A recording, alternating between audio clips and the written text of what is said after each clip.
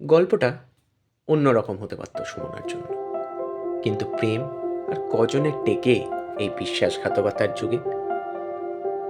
December মাসটা খুব মন খারাপের মাস তার জন্য। নিজের শহর দুর্গাপুরকেও আর ভালো লাগে না তার। এই শহর তাকে কি না দেয়নি। প্রথম স্কুল, প্রথম কলেজ, প্রথম কনসার্ট, প্রথম প্রেম, সবই এই সিটি অফ পিসে। সৈকতকে ভালোবেসেছিল সে। সিটি সেন্টার থেকে দুর্গাপুর ব্যারেজ, কিংবা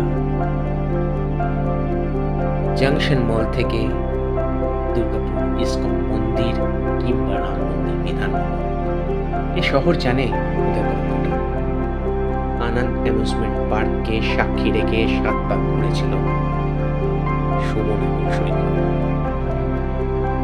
তবে আজ এসব ভাবছে কেন সুমনা?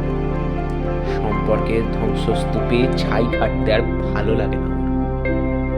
বড্ড শীত করছে ওর, বসন্তের অপেক্ষায় থাকে ও। সুমনা বোঝে না ফ্রিজের ভেতরে কোনোদিন বসন্ত আসে না,